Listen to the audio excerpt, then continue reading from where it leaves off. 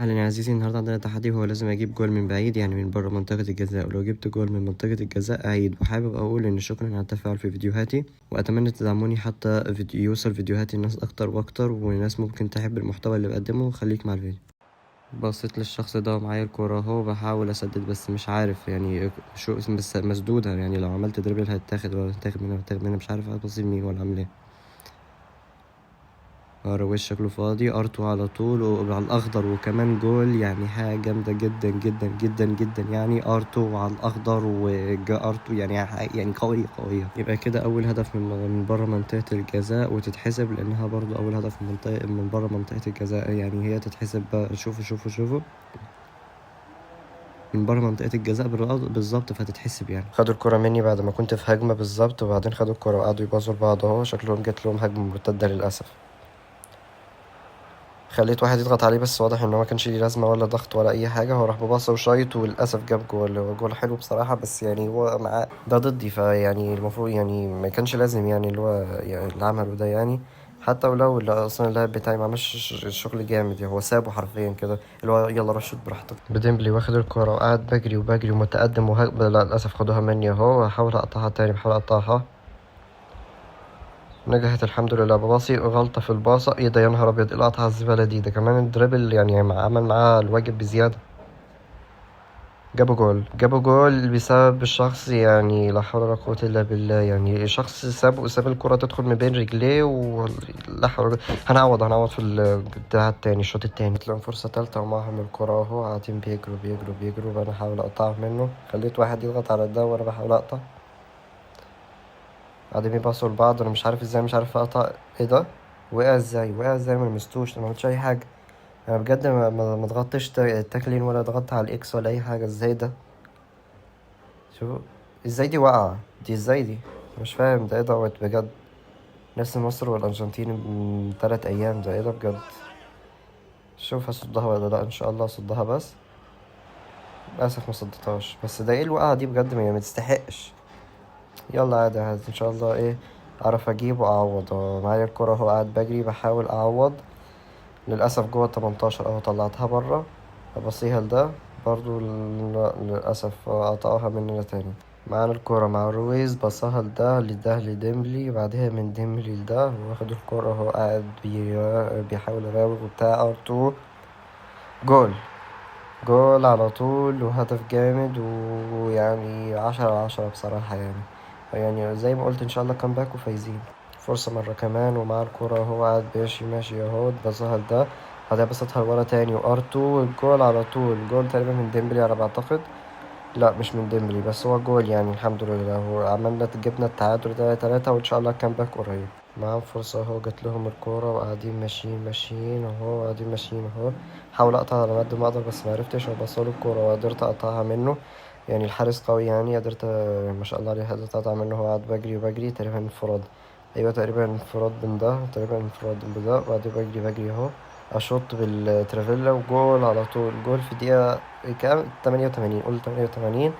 جول في دقيقة 88، وعمل لك كامباك. وإن شاء الله مفيش أي شوط جاي ولا أي حاجة جاية، والماتش يخلص بالمنظر دوت.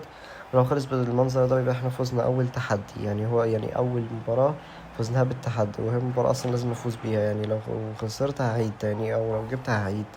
جبت يعني جوه 18 هعيد، قصدي جوه الجول هعيد يعني كده.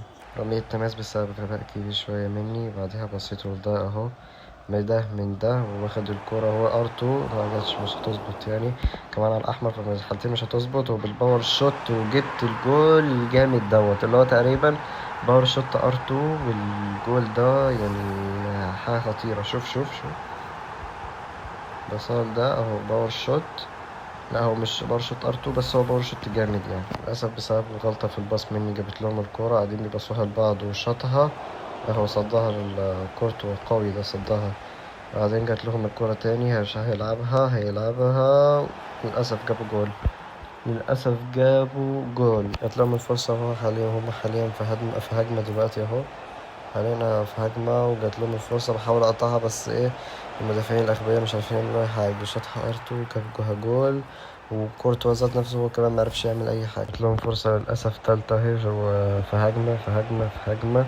بحاول اقطعها بس ما عرفتش هنا، وحاولت هنا اقطعها بالتاني بس ما عرفتش، كنت هوقعه وكنت هجيب رجل الجزاء حالتين جول يعني، فلازم ارضى بالقضاء والقدر ده التالت ان هو جاي يعني. فاكرين جات لهم الفرصة اهو قاعدين بيلعبوا لبعض وبيشوط من بعيد، طبعا مش جاية، طبعا مش جاية. هو اخدوا الركنية وهنشوف هيلعبها ازاي، هيلعبها نفس المرة الأخيرة ويجيبها جول بالهيد ولا ايه بالظبط؟ نفس المرة الأخيرة وجابها بالهيد وجاب الهدف الرابع للأسف، ونرضى بقى بالقضاء والقدر اللي حصل هنا ده. خد الكرة اهو شطها ارتو بالانفراد اللي كان عندي، وهدف جامد، هدف جامد قوي يعني، استاهل يعني اللي بيحصل معايا دوت، وهدف جامد برضه يعني. الكرة هنا معايا اهي وبسطها لده وعلى طول بالار2 جول في ال90 بالظبط. يا نهار ابيض، حققنا التعادل بالجول اللي بالار2 دوت اللي جه في ال90، اللي رزع في ال90 كمان، مش اللي جه بس، اللي رزع في ال90 زي الصاروخ. جبته اهو في كام، في دقيقة متأخرة كمان يعني. بص دلوقتي هتلاقيه في 90 دلوقتي، 90 ودقيقة كمان يعني. جول في وقت حساس وجامد، وحرفيا التعادل في وقت. الله أكبر. هنلعب دلوقتي أشواط إضافية لحد ما واحد فينا يفوز أو وإن شاء الله هيكون من نصيبي أنا الفوز. قدامك هو قاعدين بنقول يا لهوي يا مسهل الحال، يا مسهل الحال، يا ساتر. أخدوا الكورة، قطعتها منهم بس خدوها تاني بسبب غلطة مني، إن أنا جريت على طول. كنت لازم أدربل الأول أو أبصيها حتى على الأقل من شخص مش مضغوط.